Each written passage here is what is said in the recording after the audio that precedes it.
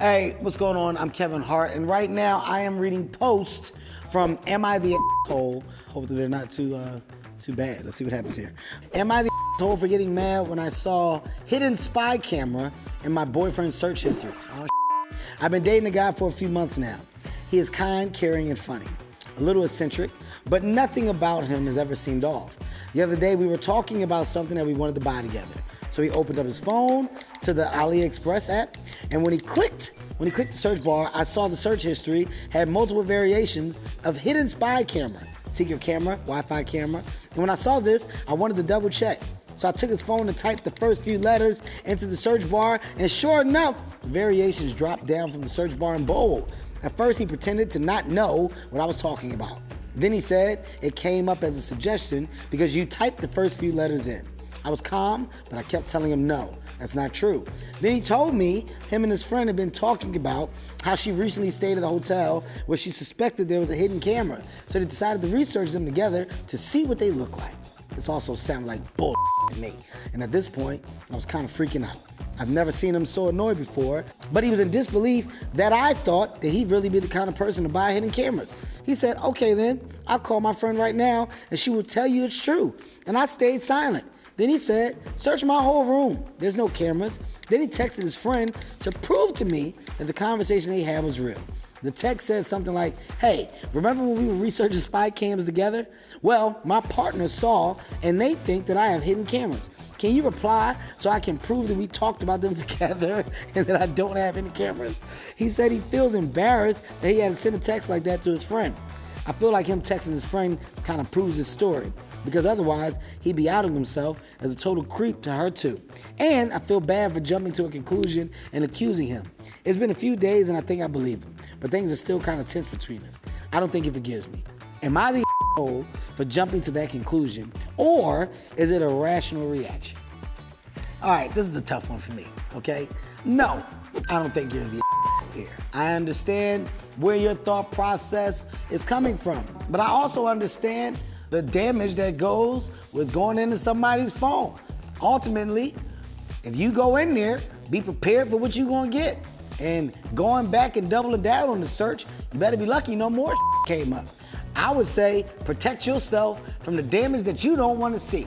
Last thing I wanna do is go in the search bar and see something that says tall guys, or long legs, or bigger chest. I don't know. I don't wanna get up mentally. So you know what I do? I don't deal with it at all. My fear now is, where the cameras at? Are they in your car? Did he put them on your dashboard?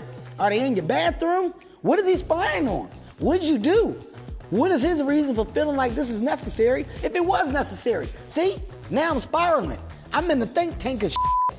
I don't like what you're doing and get out of there, but you're not the asshole. But I think you should run. My mom is really into gardening, and sometimes people have come by and stole potted plants, yard statues, and even dug whole plant bulbs with plants out of the ground, or cut all the roses off her bushes because they were too cheap to buy them from the florist, I guess. So anyway, my dash cam of my car, which I parked in the driveway near the garden bed, caught most of all of them close up, and as a way to help my mom not have her plants stolen, I printed all their pictures out and made a poster that said, oh, hey there, don't be a daffodil and steal, or else you might end up doing hard time. We hope this will be a lesson to you. Great spelling in these words, by the way. And I put the pictures of everyone stealing from the garden around the border. Also gave each person a funny fake name. Mr. Potato Head, Dilettante, Pothead, Prick, Sucker. I pee in my pants. Frontless Dirtbag, Infertile, and Root Boy. Okay. I thought it was funny and cutesy. Like, how can you be offended with dumb plant puns? My mom thought it was hilarious and wanted me to hang it up because she was sick of seeing stuff stolen. But I got a couple complaints. One neighbor said I needed to take it down because I had a picture of his son, a minor, who did something dumb, yes, but was just trying to bring his sick girlfriend flowers. And that it was disproportionate and rude to publicly shame him. I told him that it wasn't that big of a deal, and he told me that I was being petty. I called his kids a birch. Well, they didn't say there, it says birch, right? Which is different. A little birch, which pissed him off and honestly might have been petty.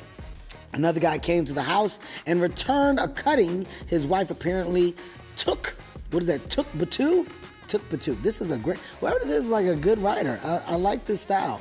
Tukpatu propagate, thinking it would be no big deal. But yeah, it damaged the plant because she cut like a quarter of it off. And he asked if we take down the sign because she was on the board of directors or something from town or whatever. My mom had answered the door and told him to make like a bee and buzz off.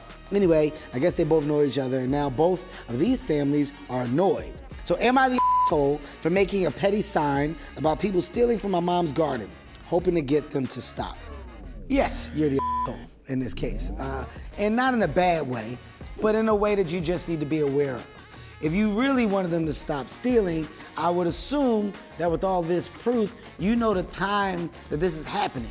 And if you really wanted it to stop, then during that time, you would just be there in person to have the real direct conversation face to face.